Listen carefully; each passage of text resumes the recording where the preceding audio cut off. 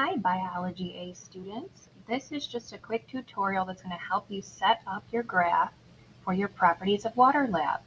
So as you can see on my screen here, I have a title for my graph and I've added our different variables, our different additive types, and what we're graphing. We're graphing the mean or the average from your droplets of water. Now to get this specific grid around my squares here, all I did, I selected my values or my specific cells. I went up to this little window up here and I clicked on borders. Okay. That will give you borders around them. So if I go up there and I click on no borders, it takes it away. That's how it's going to begin looking. And then we're going to go back here. We want those borders.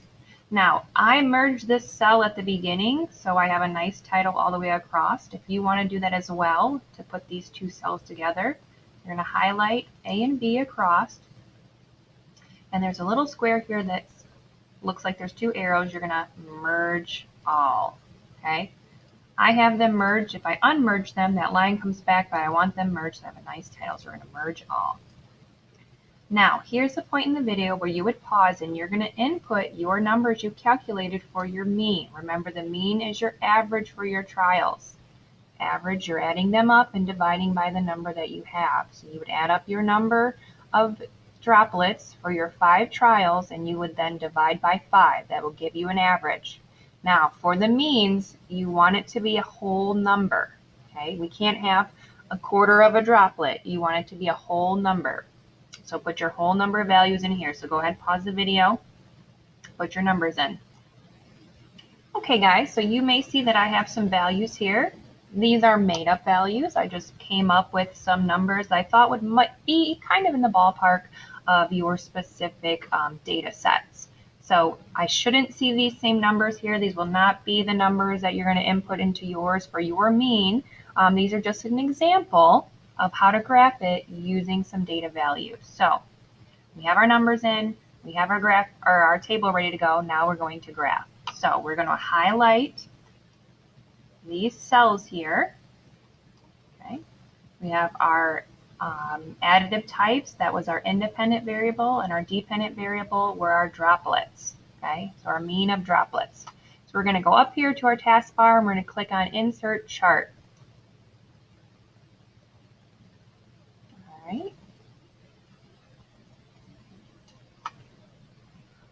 Okay, so once we have this, we have our title here, we have our y-axis labeled, we have our x-axis labeled. Now the only thing is we're going to need to change something because this is telling me that all of our data are the same types, they're just different measurements.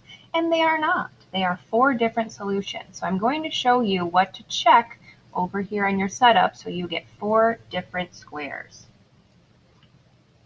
All right, so our graph is looking pretty good. We're just going to have to click one thing over here on setup in order to get different colored bars here because we're comparing our different means or different additive types. So all you're going to do is go under setup. You're going to go down here where they have these check marks. You're going to click switch rows and columns. And look at that. We have a nice legend here that's going to tell us what color relates to what solution. And we have our bars. We still have our labels. Now here you could spend a little time making it pretty, like some people like to change up, customize it a little bit. So under your title, you could change the theme, you could change the colored background. You could do that for the horizontal and vertical titles as well. If you want to leave it as is, you can leave it as is. Now, our next thing we have to do is take this and put it into our area on our worksheet that says you need to paste the graph. So, going back to this graph here, if I select it, I click anywhere in the white space, 3 little dots are going to come up in the corner. We're going to click those dots. We're going to scroll down to copy chart. We're going to copy this chart. We're going to go back to our lab and we're going to paste it. Now we're going to paste it unlinked because we want it to stay as is and we don't want to manipulate it in our spreadsheet at all. So we're going to paste unlinked and paste it. If it ends up being a little bit too big, okay, you can add it here. If you want to move it to the center, make it look nice, there's your graph. Okay, So from that point, you can then get rid of this empty space and you can answer your questions that relate to your data that you've collected.